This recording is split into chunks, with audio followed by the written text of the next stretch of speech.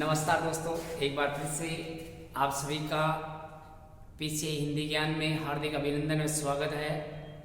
दोस्तों, आपका अपना YouTube चैनल पीसीए हिंदी ज्ञान जो आप लोगों के लिए ये हिंदी व्याकरण की अच्छी क्लासें आप लोगों के लिए उपलब्ध करवा रहा है।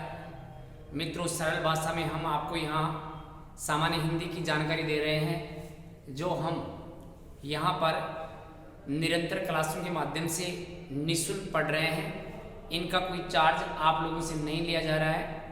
आप केवल ज़्यादा से ज़्यादा चैनल को शेयर कर सकते हैं, सब्सक्राइब कर सकते हैं। सब्सक्राइब कर रखा है तो दोस्तों तक पहुंचा सकते हैं। ये आप लोगों की जिम्मेदारी बनती है। अगर आप निरंतर देख रहे हो और आपको लग रहा है कि वास्तव में फ़ायदा हो रहा है, और ये हमारा दावा है कि बिल्कुल आपको अगर निरंतर आपने देखा है तो आपको ज़रूर फ़ायदा मिलेगा। ये हमारा वादा है।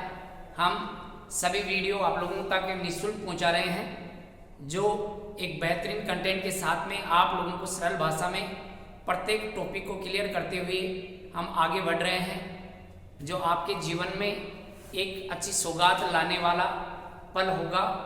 लगातार आप इनको देखेंगे। देखो, किसी भी सफलता को प्राप्त करने के लिए आप कंटिन्यू अध्ययन करते रहें और निरंतर अगर आप 4 से 5 घंटे पढ़ते हैं तो आपको सफल होने से कोई रोक नहीं सकता है, लेकिन उसमें निरंतरता होनी चाहिए। 18 घंटे पढ़ने से हमें कोई सफलता मिलने वाली नहीं है। केवल आप ऐसे नहीं कि 2 दिन तो हमने 18 घंटे पढ़ लिए और 3 दिन कहीं घूमने जा रहे हैं। आप निरंतर बने रहेंगे, अभ्यास करते रहेंगे तो आपको ज़रूर सफलता मिलेगी, लेकिन आपके अध्ययन में निरंतरता होनी चाहिए। मित्रों, बिना देरी किए हुए हम चलते हैं अपने टॉपिक पर। अपन यहाँ पर पढ़ रहे हैं दोस्तों, विकारी शब्द पढ़ चुके हैं, संज्ञा, सर्वनाम, विशेषण, क्रिया, और अब हम पढ़ने वाले हैं आज अविकारी शब्द।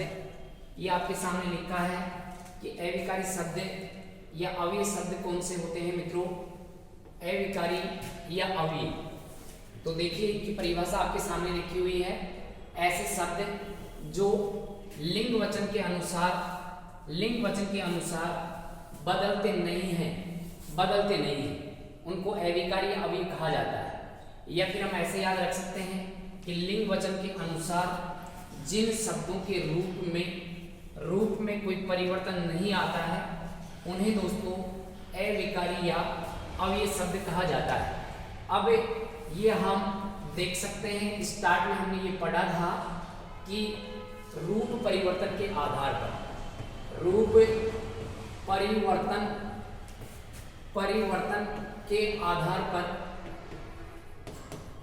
पर शब्द जो होते हैं ये 2 प्रकार के होते हैं मित्रों।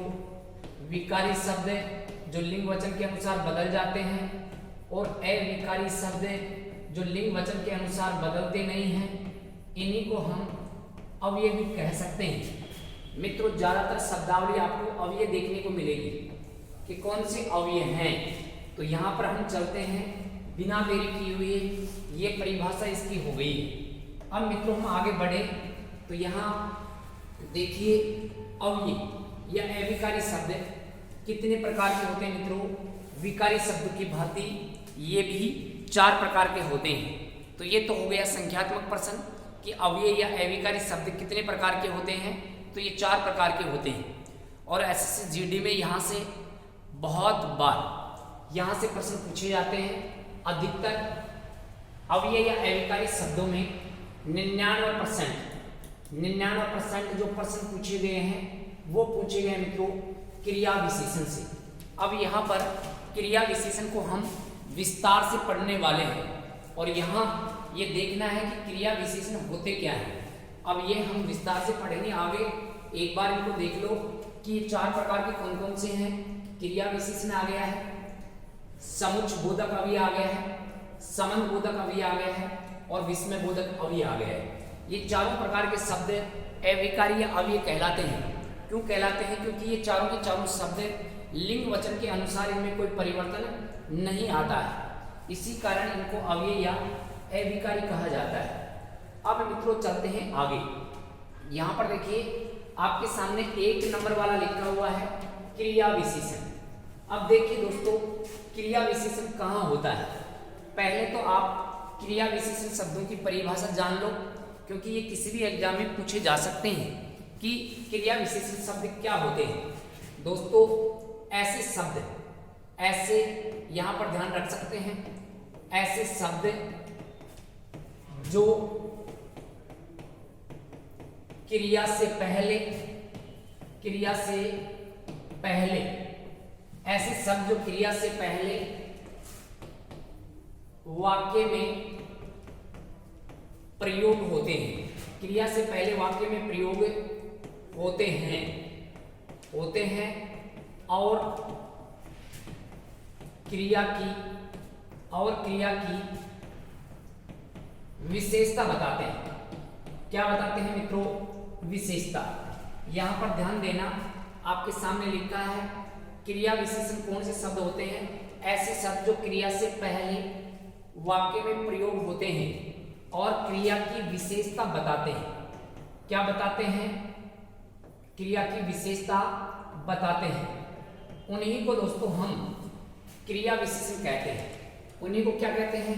क्रिया विशेषण। तो ये तो हो गई क्रिया विशेषण की परिभाषा। एक बार फिर से सुन लो, संज्ञा और सर्वनाम की विशेषता बताने वाले केवल विशेषण होते हैं और क्रिया की विशेषता बताने वाले क्रिया विशेषण होते हैं। और क्रिया वाक्य के अंत में आती है और उस क्रिया के बारे में जो बताया जाएगा वही क्रिया विशेषण होगा। मतलब जिस शब्द के बारे में जो बताया जाता है वो विशेषता होती है। दो शब्द हम पीछे पढ़ चुके हैं कि जिस शब्द के बारे में बताएं। यहां पर देखिए, जिस शब्द के बारे में बताएं, जिस शब्द के बारे में बताएं या बताया जाता है उसको कहा जाता है विशेषण। उसको क्या कहते हैं दोस्तों? विशेषण कहते हैं। अब ये विशेषण कौन से हो सकते हैं? जिस शब्द के बारे में, अगर मान लो मित्रों संज्ञा लिखा है और सर्वनाम लिखा है, संज्ञा और सर्वनाम इन शब्दों के बारे में बताएंगे तो केवल और केवल वो विशेषण शब्द होगा। लेकिन ध्यान रहिए, अगर मान लो मित्रों क्रिया के बारे में बताया जाएगा, किस बारे में बताया जाएगा? क्रिया के बारे में बताया जाएगा तो उसको हम क्रिया विशेषण कहेंगे। क्या कहेंगे दोस्तों? क्रिया विशेषण। ये बात हो गई क्लियर इसकी परिभाषा की कि क्रिया की विशेषता बताई जाने वाले शब्द तो क्रिया विशेषण होते हैं और संज्ञा और सर्वनाम शब्दों की विशेषता बताने वाले विशेषण होते हैं और क्रिया वाक्य के अंत में प्रयुक्त होती है। अब मित्रों, आपके सामने ये तो हो गई परिभाषा, और परिभाषा के अलावा हम देख सकते हैं ये लिखे हुए हैं क्रिया विशेषण के प्रारूप। वैसे क्रिया विशेषण के आपको बहुत प्रारूप मिलेंगे, लेकिन यहाँ पर मूलतः जो होते हैं ये 4 ही होते हैं। इन चारों को आप अच्छे से ध्यान रखेंगे तो यहाँ पर आपको पता चल जाएगा। और मित्रों, यहाँ पर हम देखें तो ये जो शब्द लिखे हैं, ये शब्द, इन शब्दों से हमें पता चल जाएगा कि कौन सा शब्द किस प्रकार का रहने वाला है। अगर कोई शब्द क्रिया से पहले प्रयुक्त होकर अगर स्थान को बताता है, किसको बताता है दोस्तों? स्थान को। अब ये स्थान, अब इतना तो हम जानते ही हैं कि स्थान सूचक शब्द कौन कौन से हो सकते हैं। अब यहाँ पर आप देख लो, कुछ शब्द आपके सामने लिखे हैं, इनके अलावा भी कोई शब्द यहाँ पर स्थान सूचक आ सकते हैं। जैसे हमने कहा कि यहाँ बैठ जाओ, तो बैठने की यहाँ पर विशेषता हो गई यहाँ। कहाँ बैठ जाए? यहाँ बैठ जाओ, वहां बैठ जाओ, इधर बैठ जाओ, उधर बैठ जाओ, आगे बैठ जाओ, पीछे बैठ जाओ। तो ये बैठने की विशेषता प्रकट करने वाले शब्द हो गए जो किसी न किसी स्थान को बता रहे हैं। किसको बता रहे हैं मित्रों? स्थान को बता रहे हैं। और ऐसे ये प्रश्न एसएससी जीडी में बहुत बार पूछे हुए हैं और बाकी अन्य एग्जामों में इनको पूछा जाता है। तो यहाँ पर क्रिया विशेषण सबसे महत्वपूर्ण टॉपिक है और क्रिया विशेषण को ही सबसे ज्यादा बार पूछा हुआ है। तो मित्रों, कोई भी अगर जगह आ जाए, कोई स्थान सूचक शब्द आ जाए तो स्थानवाचक क्रिया विशेषण होता है। कौन सा होता है दोस्तों? स्थानवाचक क्रिया विशेषण। अभी हम इनको वाक्य में प्रयोग करने वाले हैं, तब इनका पता चल जाएगा कि वास्तव में यहाँ पर कौन सा क्रिया विशेषण रहने वाला है। फिर मित्रों, क्रिया विशेषण में हम चलते हैं 2 नंबर पर, और आपके सामने लिखा है कि यहाँ पर 2 नंबर पर क्या लिखा है दोस्तों? कालवाचक लिखा है। अब आपको बता दें कि काल काल ये समयवाचक होता है। अभी काल किसको कहते हैं? समय को ही काल कहते हैं। किसको कहते हैं दोस्तों? समय को ही काल कहा जाता है। अब यहाँ पर आप एक बात फिक्स कर लो कि काल है, काल किसका है? समय का ही एक पर्यायवाची है। चाहे आप समय बोल दो या काल बोल दो, एक ही बात है। तो यहाँ पर ऐसे क्रियावाचक शब्द, ऐसे शब्द जो क्रिया की विशेषता बताने वाले काल सूचक हो। कैसे हो दोस्तों? काल सूचक मतलब समय को प्रकट करने वाले जितने भी शब्द आएंगे वो कालवाचक क्रिया विशेषण में होंगे। स्थान को बताने वाले तो स्थानवाचक क्रिया विशेषण हो जाएंगे और काल को बताने वाले कालवाचक क्रिया विशेषण रहने वाले हैं। अब सुन लो आराम से, यहां समझ लो कि मोहन आज आया है। कब आया है दोस्तों? आज। तो आज आया है, ये आने की विशेषता हो गई। आना एक क्रिया है और आज के माध्यम से इसकी विशेषता प्रकट हो रही है। तो आज कैसा शब्द है? कालवाचक है। ऐसे ही मान लो यहां पर लिखा हुआ है कल, यहां पर मान लो शब्द लिखा हुआ है कल लिखा है, तो आज के साथ में मान लो कल भी आ सकता है। मोहन कल आएगा। कब आएगा दोस्तों? कल आएगा। तो यहाँ पर ये कल शब्द लिखा है, ये भी एक काल को बता रहा है, ये समय को बता रहा है। ऐसे ही यह कार्य मैं नित्य करता हूँ, या सुबह सुबह मैं नित्य घूमने जाता हूँ, नित्य घूमने जाता हूँ। तो घूमने की यहाँ विशेषता प्रकट हो रही है नित्य के माध्यम से, और नित्य शब्द है ये कालवाचक हो गया। कैसा हो गया मित्रों?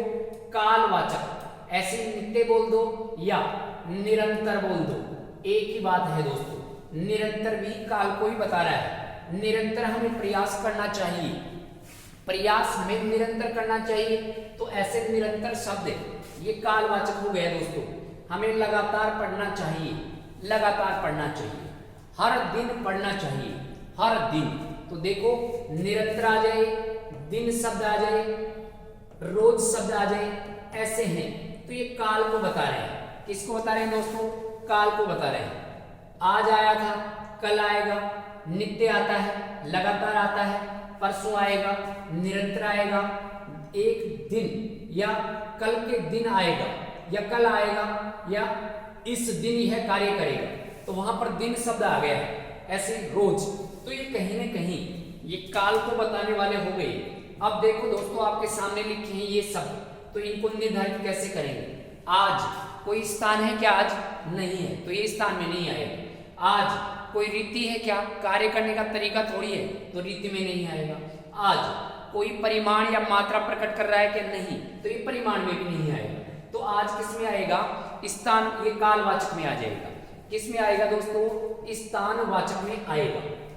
ऐसे ही हम चले आगे। यहाँ पर आपके सामने शब्द लिखा है, देखिए रीति। और रीति क्या होती है? देखिए रीति किसको कहते हैं? रीति कहते हैं तरीके को। रीति लिखा है, कार्य करने का जो तरीका होता है, ढंग होता है, उसी को रीति कहते हैं। उसी को क्या कहते हैं दोस्तों? रीति। मतलब रीति का अर्थ होता है ढंग। रीति का अर्थ क्या हो गया दोस्तों? ढंग हो गया है, कार्य करने का ढंग या तरीका, या हम तरीका ले सकते हैं। एक ही बात है, चाहे रीति बोल दो, चाहे ढंग बोल दो, चाहे तरीका बोल दो, कोई भी कार्य करने का जो तरीका है, वो तरीका या वो ढंग है, वही किस में हो जाएगा मित्रों? रीतिवाचक। रीतिवाचक क्रिया विशेषण के अंतर्गत रहने वाला है।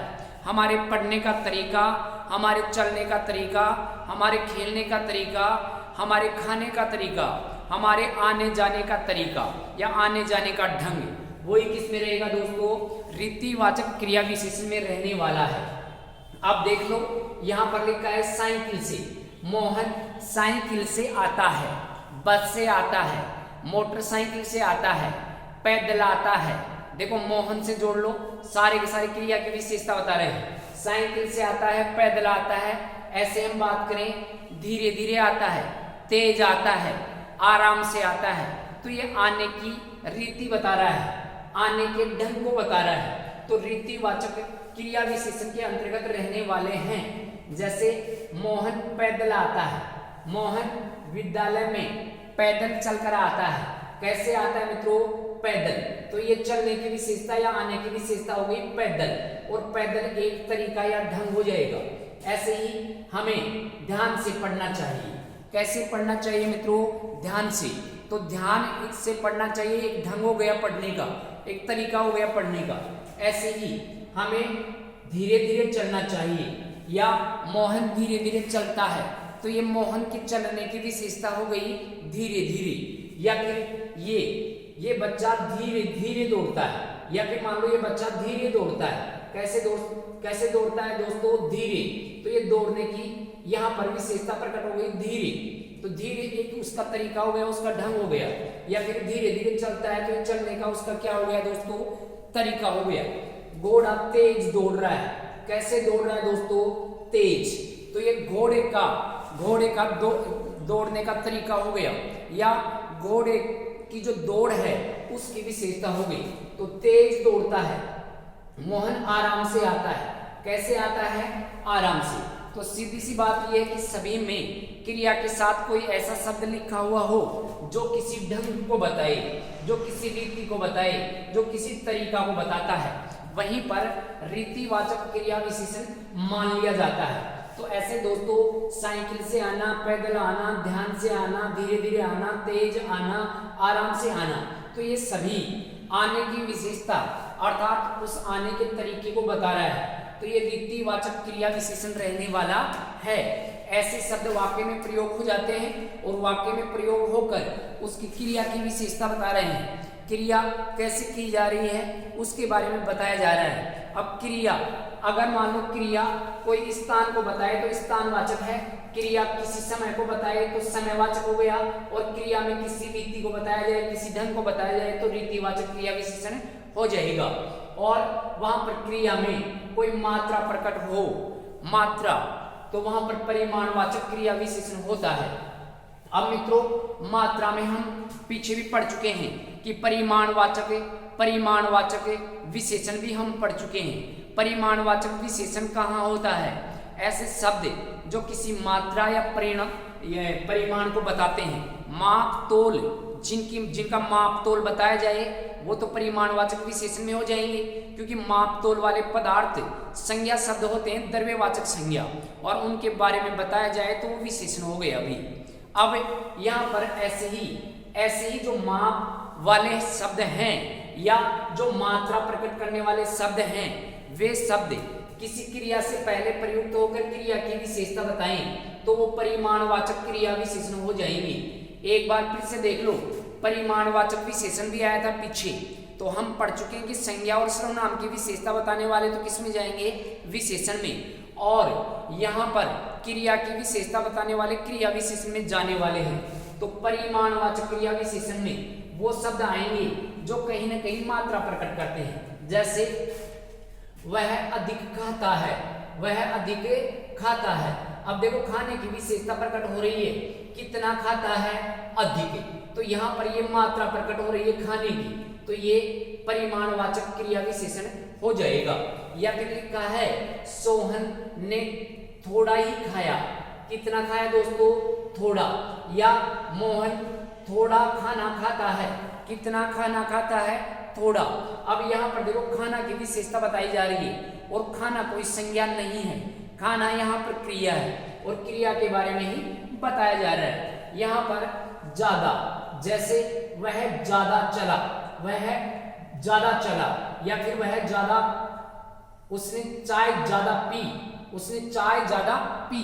तो यहाँ पर पीने की विशेषता हो रही है, चाय की नहीं, तो यहाँ पर पीना हो गया। ऐसे में बात करें कम चल सका, या कम चलता है, या कम खाता है, या कम आता है। जैसे मान लो यहाँ पर बोल दिया गया वाक्य में कि सोहन आजकल कम आता है, सोहन आजकल विद्यालय में कम आता है। तो देख लो यहाँ पर कम आता है, तो आने की विशेषता प्रकट हो रही है जो कम मात्रा को प्रकट करता है। तो यहाँ पर परिमाणवाचक क्रिया विशेषण रहने वाला है। ज्यादातर वह नहीं आता, तो यहाँ पर आने की विशेषता प्रकट हो रही है न कि किसी संज्ञा की, तो क्रिया की विशेषता प्रकट हो रही है मात्रा के द्वारा, तो परिमाणवाचक क्रिया विशेषण रहने वाला है। ऐसे हम बात करें तो दोस्तों ये क्रिया विशेषण के होते हैं कितने भेद? 4 भेद। 4 भेदों को हमने आराम से समझा है। अब इनको देख लेते हैं आगे। आगे देख लेते हैं वाक्य में प्रयोग करके कि क्रिया विशेषण में यहाँ पर कौन सा भेद रहने वाला है। जैसे आपके सामने लिखा हुआ है, मान लो बच्चों उधर बैठ जाओ। अब यहाँ पर देख लो ये लिखा है, तो यहाँ पर किसी बच्चे की विशेषता प्रकट नहीं हो रही है, ये बैठने की विशेषता प्रकट हो रही है कि बच्चों उधर बैठ जाओ।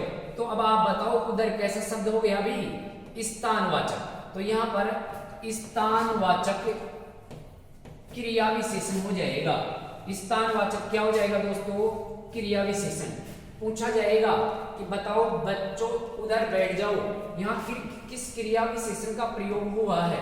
तो यहाँ पर देख लो, यहाँ पर हो गया है दोस्तों किसका, यहाँ पर स्थानवाचक क्रिया विशेषण का प्रयोग हुआ है। ऐसे ही मान लो लिखा हुआ है कि किसी ने, बच्चे ने कहा कि सर आगे जगह नहीं है, आगे, तो आगे भी स्थान है, आगे जगह नहीं है। तो उसको कहा गया कि ठीक है बेटा आप पीछे बैठ जाओ, तो पीछे बैठ जाओ, तो पीछे भी स्थान हो गया, पीछे भी क्या हो गया दोस्तों, स्थान। और कहा गया कि ठीक है बच्चों आप आगे बैठ जाओ या पीछे बैठ जाओ या फिर यहाँ पर बैठ जाओ, यहाँ पर, तो यहाँ भी एक स्थान हो गया। तो ऐसे शब्द इधर उधर, यहाँ वहां, आगे पीछे, तो ये स्थान को प्रकट करने वाले हैं। ऐसे सारे के सारे स्थानवाचक क्रिया विशेषण में आएंगे। ऐसे मान लो एक वाक्य बोला गया और वहां पर पूछा गया कि बताओ कौन सा क्रिया विशेषण है। तो आपके सामने लिखा है, देखिए कि जैसे लिखा है मोहन, मोहन लिखा है, मोहन कल जयपुर जाएगा, ऐसे लिखा है। या फिर मान लो मोहन जयपुर कल जाएगा, ऐसे भी प्रयोग कर सकते हैं। तो यहाँ पर देख लो, अब ये मोहन की तो विशेषता प्रकट हो नहीं रही है कल के द्वारा, मोहन की विशेषता प्रकट नहीं हो रही है, यहाँ पर जाने की विशेषता प्रकट हो रही है, जाएगा। अब ये कब जाएगा दोस्तों, तो ये कल जाने वाला है। तो ये कल कैसा शब्द हो गया भी, तो ये कल हो गया है दोस्तों कालवाचक। कैसा हो गया, कालवाचक, कालवाचक क्रिया विशेषण। कालवाचक क्या हो गया दोस्तों, क्रिया विशेषण रहने वाला है। तो ऐसे हम बात करें तो एक कालवाचक क्रिया विशेषण का उदाहरण हो जाएगा। इसी कड़ी में हमने ये तो हो गया भाई दो, कौन सा, एक तो हो गया मान लो यहाँ पर स्थानवाचक एक नंबर पर, फिर ये 2 नंबर पर कौन सा हो गया, कालवाचक हो गया। फिर हमने तीसरे नंबर पर कौन सा पढ़ा है दोस्तों, रीतिवाचक। और रीति में होता है तरीका, और वहां पर मान लो बोला गया कि हमें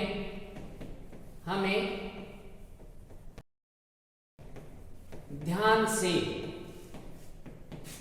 पढ़ना चाहिए।